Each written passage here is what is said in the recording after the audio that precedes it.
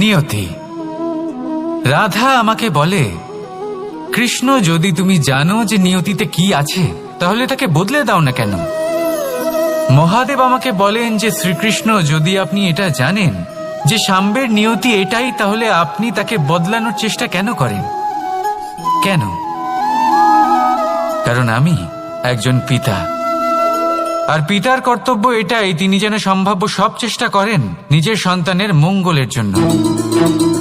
নিয়তি আমি জানি, কিন্তু এটাও আমি জানি যে কর্মের থেকে বড় আর কোনো নিয়তি হতে পারে না। অভিজ্ঞতাও রয়েছে যে কর্মের হাতে নিয়তির এই চক্র বদলে যেতে পারে। তাই জীবনে যদি আপনার কখনো এমন মনে হয় যে এটা তো অসম্ভব, তখনও চেষ্টা করা কখনোই ছাড়বেন না। কে বলতে পারে আপনারই কর্মের কোনো এক বীজ হয়তো নিয়তির চাকায় আটকে গেল আর নিয়তিকে নিজের পথ পাল্টাতে হলো, ঠিক কি না? সেই জন্য নিয়তিকে ভাগ্য মেনে নিয়ে চুপ করে বসে থাকবেন না। নিজের নিয়তি স্বয়ং নিজের কর্মের দ্বারা নির্ধারিত করুন, কারণ আপনার এই কর্মের ওপরেই আপনার অধিকার রয়েছে। আর এই অধিকারকে নিয়তি অনেক সময় সম্মানও করে।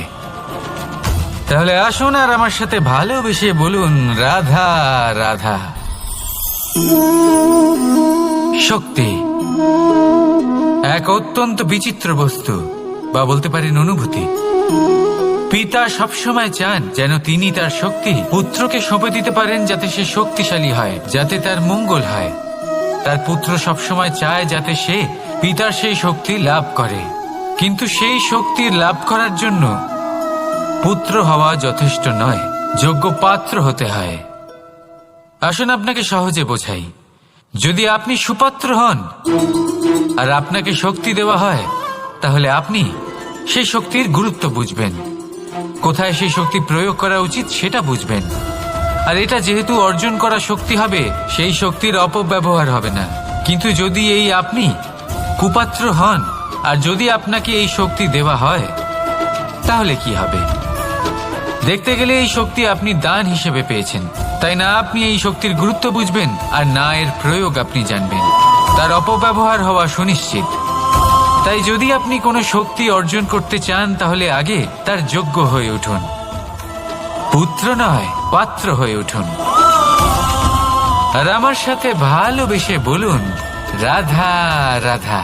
কথায় আছে, প্রত্যেক পুত্র তার পিতার প্রতিচ্ছবি হয়, আর সমস্ত প্রতিচ্ছবি চায় যেন সে তার অস্তিত্ব প্রাপ্ত করতে পারে। পুত্র চায় সে যেন তার পিতার মতো হয়, বা কখনো কখনো তার থেকেও শ্রেষ্ঠ হয়। সেটা কোনো অনুচিত ব্যাপার নয়। অনুচিত তখন হয় যখন পুত্র নিজের পিতার মতো হবার স্বপ্ন পূরণ করতে গিয়ে বা তার থেকেও শ্রেষ্ঠ হবার স্বপ্ন পূরণে অনুচিত পথের আশ্রয় নেয়। কারণ তারপরে সে তার পিতার গুণগুলি আত্মসাৎ করতে চায় না। সে শুধুই এটা চায় যে সংসারের চোখে যেন আমি শ্রেষ্ঠ প্রমাণিত হই। এটা অনুচিত। সংসারে এমন অনেক মানুষ আছেন যারা এই কারণে শ্রেষ্ঠ হবার চেষ্টা করেন যাতে তার পরিবারের তার পিতার সম্মান বৃদ্ধি পায়। এমনও মানুষ থাকেন, আর এটাই হলো পার্থক্য উদ্দেশ্যের। মনে রাখবেন, যদি আপনার উদ্দেশ্য শুভ হয় তাহলে পথও শুভ হবে, যদি আপনার উদ্দেশ্য অশুভ হয় তাহলে পথও অশুভ হবে। তাহলে নিজের পিতার মতো হবার চেষ্টা অবশ্যই করুন, তার থেকেও শ্রেষ্ঠ হওয়ার চেষ্টা অবশ্যই করুন, কিন্তু মনে রাখবেন আপনার সংকল্প আর আপনার উদ্দেশ্য এই দুই শুভ হওয়া উচিত। তাহলে আসুন আর আমার সাথে ভালোবেসে বলুন, রাধা রাধা। শক্তি শক্তি অর্জন করা এতটা কঠিন নয় যতটা শক্তি লাভ করার পরে সেই শক্তি সামলানো কঠিন হয়। কারণ যেই মানুষ শক্তি লাভ করে তার মনে গর্ববোধ জন্মায়, জন্মায় অহংকার, জন্মায় জেদ। তাই শক্তি প্রাপ্ত করার সাথে বিনম্র থাকাও অত্যন্ত আবশ্যক। আর এটা আমাদের শেখা উচিত বৃক্ষের থেকে। বৃক্ষ যা আমাদের ফল দেয়, বৃক্ষ যা যত ফল দেয় ততটাই ঝুঁকে যায়। আমরা পাথর মারি ওই বৃক্ষের থেকে, ফল প্রাপ্ত করার জন্য। সেই পাথরের মার সহ্য করেও বৃক্ষ আমাদের ফল দেয়। কোনো গর্ববোধ নেই, কোনো অহংকার বোধ নেই, আর সেই জন্য এই বৃক্ষের পুজো করা হয়। এটাই হলো মাহাত্ম্য শক্তির সাথে বিনম্রতার। যদি এই শক্তি সৃজন করে থাকে, সাহায্য করে থাকে, সম্বল হয়ে থাকে, তবেই সেই শক্তি উপযুক্ত। আর নয়তো সেই শক্তি একদিন আপনাকে আসক্ত অবশ্যই করবে। তাহলে শক্তি অবশ্যই অর্জন করুন, কিন্তু তার সাথে সেই শক্তি সামলানোর মতো বিবেকও আপনাকে অবশ্যই জাগ্রত করতে হবে। তাহলে আসুন আমার সাথে ভালোবেসে বলুন, রাধা রাধা। অহংকার অত্যন্ত বলশালী হয়। এই অহংকার মানুষকে কখনো নত হতে দেয় না। অদ্ভুত ব্যাপার, এই অহংকার যা মানুষকে কখনো নত হতে দেয় না, সেটাই তার পতনের কারণও হয়ে দাঁড়ায়। যেখানে মানুষ এটা ভাবতে শুরু করে যে শুধুমাত্র সেই যোগ্য, সেখান থেকেই তার পতনের আরম্ভ। ঠিক কিনা? দেখুন, যদি কোনো মানুষ এটা ভাবে যে আমি সব কিছু করতে পারি, তাহলে তা হলো বিশ্বাস। কিন্তু যদি সে এটা ভাবতে থাকে যে শুধুমাত্র আমি এই কাজ করতে পারি, তাহলে তা হলো সেই ব্যক্তির অহংকার। আর এটা আপনাকে বিনাশের দিকে অবশ্যই নিয়ে যাবে। মনে রাখবেন, যখন আমি আর শুধুমাত্র এই দুই এক হয়ে যায়, সেখান থেকে আপনার পতনের সূত্রপাত হবেই। তাই আপনি কখনোই এই অহংকারের চক্রব্যূহে ফেঁসে যাবেন না। বিশ্বাস রাখুন নিজের ওপর এবং অন্যের ওপরও। আর মনে রাখবেন, বিশ্বাসের মধ্যে বিশ্বের প্রত্যেকটা বস্তু বসবাস করে। তাই এই অহংকারকে ত্যাগ করে ফেলুন আর আত্মবিশ্বাসের ওপর মনোসংযোগ করুন। আর আমার সাথে ভালোবেসে বলুন, রাধা রাধা। মানুষ নিজের জীবনে ঈশ্বরকে খুব মান্য করে, ওনার জন্য কি না করে। ভিন্ন ভিন্ন নামে তাকে স্মরণ করে, তাকে পুজো করে, তার আরাধনা করে। সে জানে যে ঈশ্বর তাকে শক্তি অবশ্যই দেবেন, তাকে সাহায্য অবশ্যই করবেন। কিন্তু যখন প্রশ্ন আসে গুরু এবং ঈশ্বরের, তখন গুরুর মান কখনো কম হওয়া উচিত নয়। কারণ সত্যি বলতে কি, গুরুই হলেন সেই সিঁড়ি যা বেয়ে আপনি ঈশ্বরের কাছে পৌঁছানোর পথ খুঁজে পাবেন।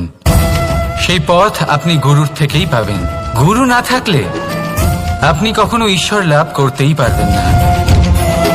আর জীবনে অনেক সময় লক্ষ্যের থেকেও অনেক বেশি গুরুত্বপূর্ণ হলো পথ।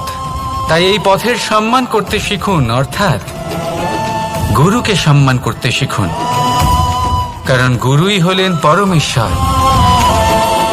তাহলে আসুন আর আমার সাথে ভালোবেসে বলুন, রাধা রাধা। আপনার জীবনে আপনার প্রকৃত বন্ধু আসলে কে? আপনার সব থেকে শ্রেষ্ঠ মিত্র আসলে কে? তিনি যিনি সময় এলে পরে আপনাকে সাহায্য করেন, নাকি তিনি যিনি সময় এলে পরে আপনাকে অর্থ দেন? দেখুন, আমরা হলাম মানুষ, আমাদের জীবনে লেনদেন চলতেই থাকে। এটা আমাদের জীবনের অভিন্ন অংশ। কিন্তু অনেক সময় এমন হয় যে আমরা তাকেই নিজের প্রকৃত বন্ধু বলে মনে করি, যিনি আমাদের একটা বহুমূল্য উপহার দেন। ঠিক কিনা?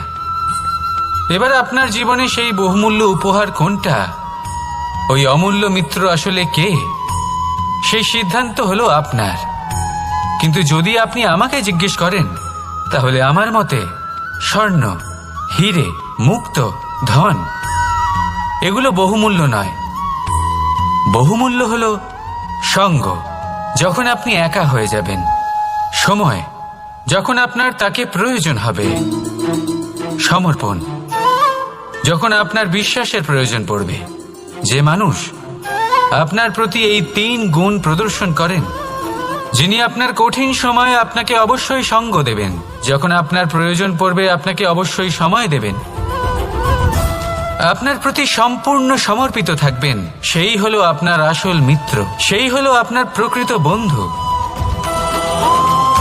কারণ সত্যি বললে, বন্ধুত্বের অর্থই হলো নিজেকে সম্পূর্ণরূপে কারোর কাছে সমর্পণ করে দেওয়া। তাই আপনার সেই বন্ধুর জন্য নিজের প্রাণ উজাড় করে দিন।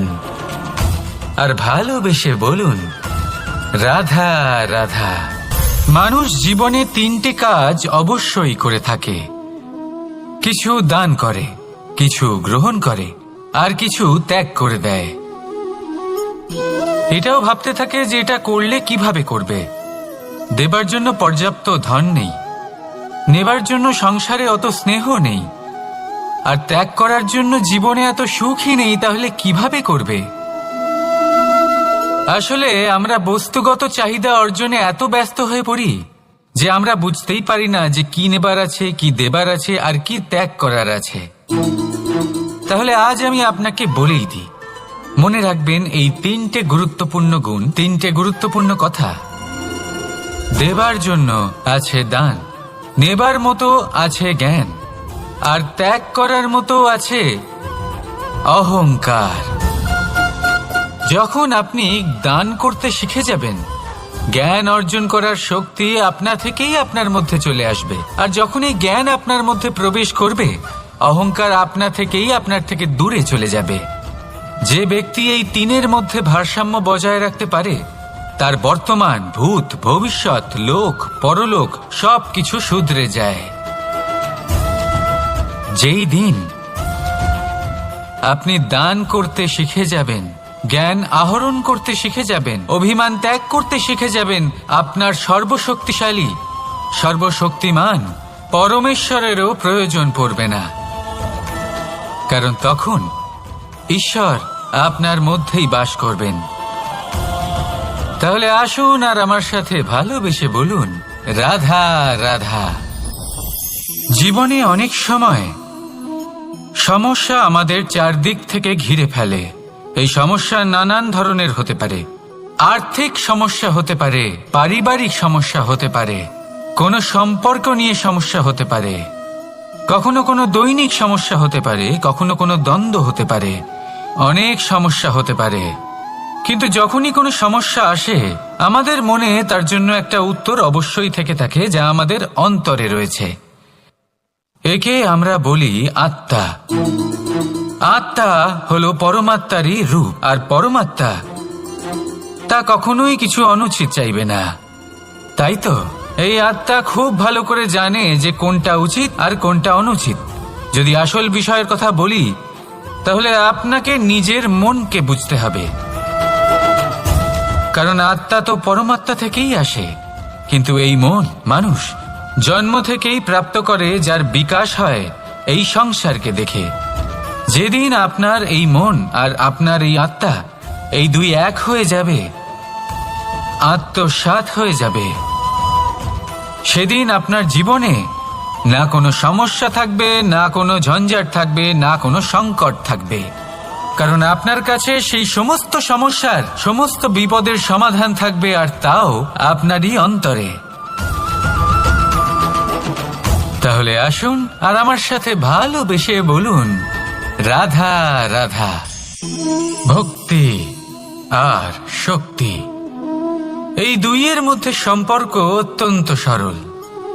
মানুষ ভক্তি করেন যাতে তিনি শক্তি লাভ করতে পারেন, আর শক্তি লাভ করার পরে ভক্তিভাব ভুলে যান, আর শক্তির প্রতি আসক্তিতে মত্ত হয়ে যান, আর সেখান থেকেই তার বিনাশ শুরু হয়। কেন? কারণ ভক্তির দ্বারা প্রাপ্ত শক্তি অন্য কারোর হিতের জন্য ব্যবহার করতে হয়, অন্য কারোর মঙ্গল করার জন্য ব্যবহার করতে হয়, কারোর বিনাশের জন্য নয়। এবার যদি আমি আপনাদের একটা উদাহরণ দিয়ে বোঝাই, তাহলে কোদাল দিয়ে আমরা মাটি কোপাতে পারি, একটা গর্ত খুঁড়তে পারি, যাতে একটা নতুন বৃক্ষ জন্ম নিতে পারে। একটা বৃক্ষ যা অন্য জীবকে ফল প্রদান করবে, যাত্রীদের ছায়া প্রদান করবে। কিন্তু এই কোদালের ব্যবহার যদি আমরা অন্য কারোর ক্ষতি করার জন্য করি, তাহলে ক্ষতি শুধুমাত্র আমাদেরই হবে। তাই জীবনে যদি আপনি কোনো শক্তি লাভ করেন, হয়তো ভক্তির দ্বারা বা অন্য যেখান থেকেই হোক, তার সদ্ব্যবহার করতে শিখুন, নয়তো এই প্রাপ্ত শক্তি আপনার পতনের কারণ হয়ে দাঁড়াবে। তাহলে আসুন আমার সাথে ভালোবেসে বলুন, রাধা রাধা। বরদান অত্যন্ত বিচিত্র এক বিষয়। কিন্তু দেখতে গেলে এই বরদান কি না করতে পারে। এক দরিদ্রকে রাজা বানিয়ে দিতে পারে, একজন দুর্বলকে এই সংসারের সবথেকে শক্তিশালী ব্যক্তি বানিয়ে দিতে পারে। কিন্তু আমরা ভুলে যাই এক অত্যন্ত গুরুত্বপূর্ণ কথা। বরদান এই শব্দের শেষে দান লুকিয়ে রয়েছে। এই দান কথাটা অত্যন্ত গুরুত্বপূর্ণ। আমাদের মনে রাখা উচিত এই বরদান আমরা দানে পেয়েছি, আর তাই তার সম্মান করা উচিত, কখনোই অহংকার করা নয়। আর যে ব্যক্তি বরদান পেয়ে অহংকার করেন তার যা ক্ষতি হয় তা হলো এই বরদান তার থেকে কেড়ে নেওয়া হয়। বর অর্থাৎ শ্রেষ্ঠ, অর্থাৎ বরদানের অর্থ হলো একটা শ্রেষ্ঠ দান, এবং তার ব্যবহার যদি আপনি কারোর ক্ষতি করার জন্য করেন তাহলে ক্ষতি শুধুই আপনার হবে। তাহলে এই বরদানের সম্মান করুন, উচিত পথে চলুন, আর উচিত উদ্দেশ্য নিয়ে এর ব্যবহার করুন। সব কিছু ভালোই হবে। তাহলে আসুন আর আমার সাথে ভালোবেসে বলুন, রাধা রাধা। পিতা আর পুত্রের সম্পর্ক অত্যন্ত মধুর হয়ে থাকে। পিতা স্বপ্ন দেখেন, তাকে পূর্ণ করার সকল সম্ভাব্য চেষ্টা করেন, কিন্তু তাও অনেক সময় ওনার স্বপ্ন অপূর্ণ থেকে যায়। তখন পিতা ভাবেন যে স্বপ্ন উনি পূর্ণ করতে পারেননি ওনার সন্তান তা অবশ্যই পূরণ করবে। যে স্থানে উনি কখনো পৌঁছতে পারেননি সেই স্থানে ওনার পুত্র অবশ্যই পৌঁছবে। পিতা নিজের সন্তানের ভবিষ্যৎ নিয়ে সেই স্বপ্ন দেখেন, আর যখন সেই সন্তান সামনে এগোতে থাকে তখন তার দুঃখ হয় না, বরং গর্ব হয়। ওনার ভালো লাগে এটা দেখে যে ওনার সন্তান অনেক উন্নতি করছে। কিন্তু যখন সন্তান নিজের অভিভাবকের শক্তি দেখে, তার যশ দেখে হিংসা করতে থাকে, সমস্যা সেইখানেই শুরু হয়।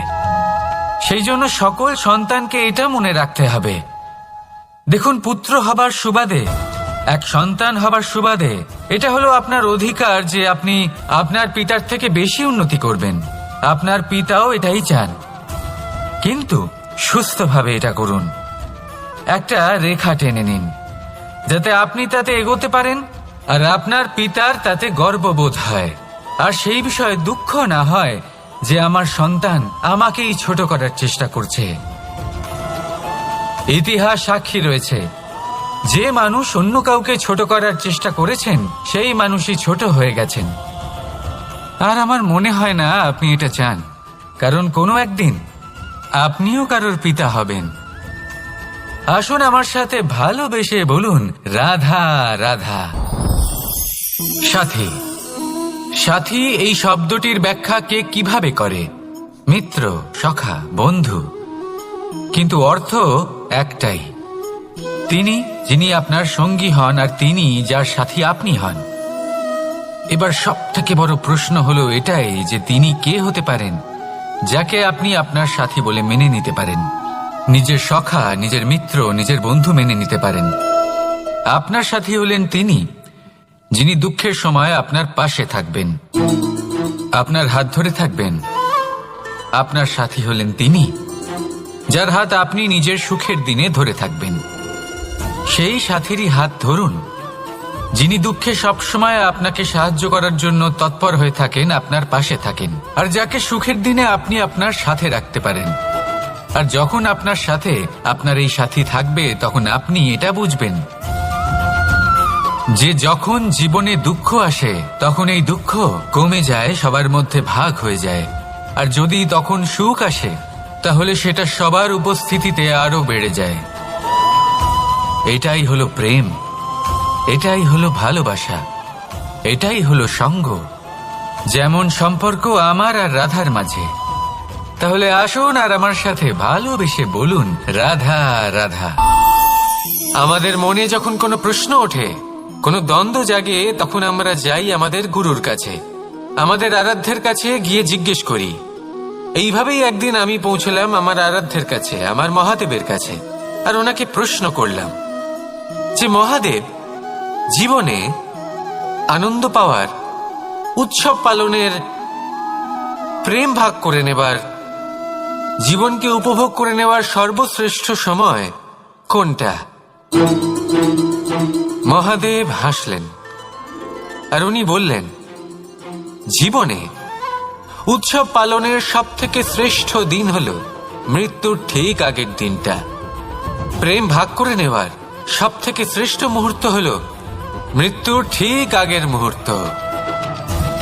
জীবনকে উপভোগ করে নেওয়ার সর্বশ্রেষ্ঠ প্রহর হল মৃত্যুর এক প্রহর পূর্বে। তখন আমি চমকে গেলাম।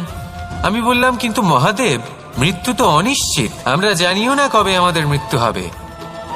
মহাদেব আবার হাসলেন। উনি বললেন যে যদি আমরা এভাবে জীবন কাটাই যে আমরা জীবনের প্রত্যেক দিন, প্রত্যেক মুহূর্ত, প্রত্যেক প্রহর শেষ বলে মনে করি, তাহলে আমাদের সমস্ত জীবন আনন্দের সাথেই অতিবাহিত হবে। কি বলেন? তাহলে আপনিও এই কথা মনে রাখুন আর আমার সাথে ভালোবেসে বলুন, রাধা রাধা।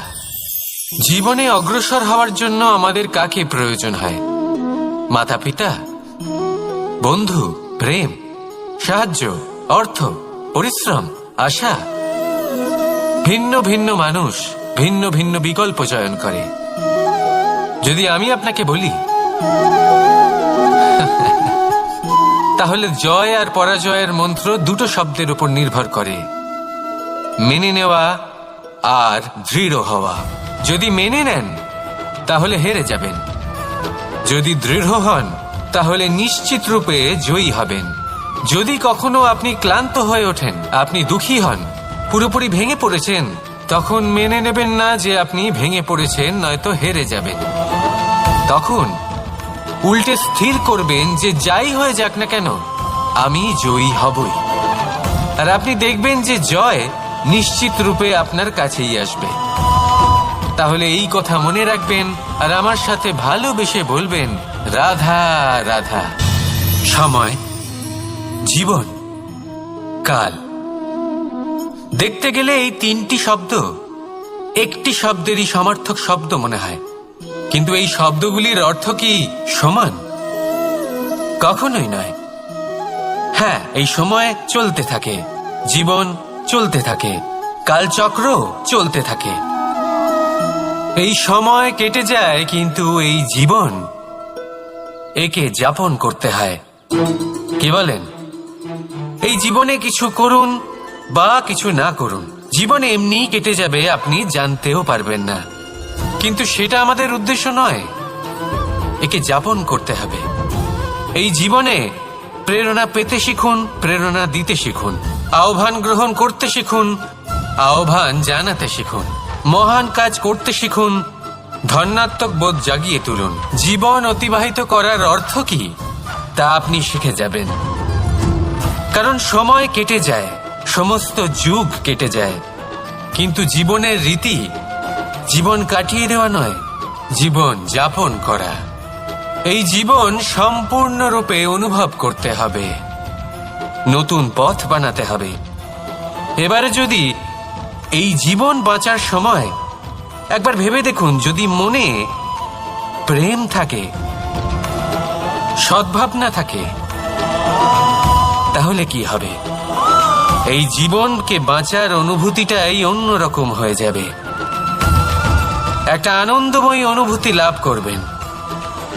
তাহলে এটাই করুন আর আমার সাথে ভালোবেসে বলুন, রাধা রাধা। আপনি কি কখনো কোনো জলের ধারা দেখেছেন? তার সামনে যতই মাটি থাকুক না কেন, যতই কাদা থাকুক না কেন, যখন এই জলের ধারা বইতে আরম্ভ করে দেয়, তখন এই কাদাকে নিজেই ধুয়ে নিয়ে যায়। ওই কাদাকে ধুয়ে দেয় এবং নিজের পথ নিজেই তৈরি করে নেয়। তাহলে আপনিও এরকম জলের মতো হয়ে উঠুন। যদি হয়ে উঠতে পারেন, তাহলে নিজের মনের, নিজের ভাবনার, নিজের জীবনের যত অনাবশ্যক তত্ত্ব আছে, অনুপযোগী অংশ রয়েছে, অর্থাৎ অপরিষ্কার অংশ রয়েছে, তা নিজে থেকেই নির্মল হয়ে উঠবে। আর যেরকম জলের ধারা কখনো থেমে থাকে না, সব সময় বয়ে চলে, সেভাবে আপনিও কখনোই থামবেন না, সবসময় বয়ে চলুন, এগোতে থাকুন। পথে যদি অনেক বিপদ আসে, সমস্যা আসে, থামবেন না, তার উপর নিরন্তর প্রহার করুন, নিরন্তর প্রয়াস করুন আর অগ্রসর হন। আপনি ভেবে দেখুন, এই জলের ধারা কখনো থেমে থাকে না, সবসময় বয়ে চলে। বিপদের সম্মুখীন হয়ে তাকে সাথে বয়ে নিয়ে চলে। সেই জন্য জলের ধারা, প্রবাহমান এই ধারা, এর থেকে কখনো দুর্গন্ধ আসে না, এতে কখনো ময়লা জমতে পারে না, বরং পালিত হয় সুন্দর প্রাণবন্ত জীবজন্তু, যেমন সুন্দর ছোট মাছ। তাই আপনিও এটাই করুন, কখনো থামবেন না, শুধু চলতে থাকুন, জলের ধারার মতো বইতে থাকুন। আপনি আপনার লক্ষ্য অবশ্যই খুঁজে পাবেন, আর তার সাথে নিজের অন্তরের যে মালিন্য রয়েছে তা আপনি নিজেই নিজের থেকে দূরে করে দেবেন। তাহলে আসুন আর আমার সাথে ভালোবেসে বলুন, রাধা রাধা। এবার অনেক সময় মানুষের মনে এরকম প্রশ্ন আসে যে এই সংসারে সব থেকে বড় বিপদ কি? কেউ বলে ধর্ম সংকট, আবার কেউ বলে প্রাণের উপর আসা সংকট। প্রত্যেক মানুষের জীবনে বিভিন্ন সংকট আসে, আর এই সমস্ত সংকট অত্যন্ত বিচিত্র হতে পারে। এই সমস্ত সংসার হলো সংকট দ্বারা পরিপূর্ণ। ঠিক আছে, আপনাকে একটা উদাহরণ দিই। একজন ধনী ব্যক্তি, এবার ওনার জীবনে সংকট কি হতে পারে? সংকট এটাই যে কেউ তার সম্পত্তি চুরি না করে নেয়, আমরা বুঝতে পারছি। এবার একজন চোর, তার জীবনে সংকট কি হতে পারে? যে চুরি করার সময় সে যদি তার একটা কাশি চাপতে না পারে, তাহলে সে ধরা পড়ে যেতে পারে, ঠিক কিনা? আবার অনেক সময় এমন হয় যে যার জন্য আমি সংকট, সেও আমার কাছে সংকট। যেমন এই পরিস্থিতিতে দেখুন, সংকট হলো সংকট, এ তো জীবনে থাকবে, কিন্তু এর সম্মুখীন কিভাবে হওয়া যায়? খুব সরল, সব এটার ওপর নির্ভর করে, মনের ওপর। এই মনকে নিয়ন্ত্রণ করলে সব ঠিক থাকবে। এবার যদি ধনী ব্যক্তি মনকে নিয়ন্ত্রণ করে ফেলেন, নিজের অর্থের ব্যবহার শুভ কাজের জন্য, সমাজের সেবার জন্য বিকাশ করতে করেন, ওই অর্থকে একত্রিত করে না রাখেন, তাহলে চুরির সমস্যা, এই সংকট সেখানেই কেটে যাবে। এবার যদি কথা বলি সেই চোরের, তাহলে চোর যদি নিজের মনকে সংযত করে নেয়, যদি নিজের কর্মকে নিয়ন্ত্রণ করতে পারে, তাহলে এমন কোনো স্বর নেই যা ওকে ধরা পড়তে বাধ্য করবে। সেই জন্য জীবনে সংকট যতই আসুক, যত বড়ই সংকট আসুক না কেন, কবচ হলো একটাই, আর এই কবচের নাম হলো আত্মনিয়ন্ত্রণ। নিজের মনকে নিয়ন্ত্রণে রাখতে শিখুন। এটা নিজের জীবনে প্রয়োগ করে তো দেখুন। যদি আপনি করতে পারেন, তবে আপনি দেখবেন যে সংকট তো জীবনে আসা যাওয়া করে, কিন্তু সেই সংকটগুলির সম্মুখীন আপনি এইভাবে করতে পারবেন। তাহলে সেটাই করুন, আর আমার সাথে ভালোবেসে বলুন, রাধা রাধা। এই দড়িটা দেখুন, ছোট ছোট রেশম দ্বারা তৈরি, এটা সরু সুতো দ্বারা তৈরি হয়েছে এটা, আর এ অত্যন্ত কোমলও বটে। আর আপনি চাইলে এটা সোজাও করে দিতে পারেন, আর চাইলে এটা বেঁকিয়েও দিতে পারেন, আর যদি চান তাহলে এটা গোল গোল করে বেঁধে কোথাও রেখেও দিতে পারেন।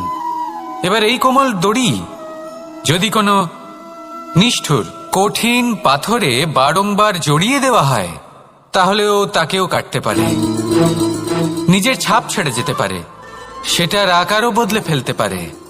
এবার এর কারণ কি? এর কারণ হলো অভ্যাস আর নিরন্তর প্রচেষ্টা।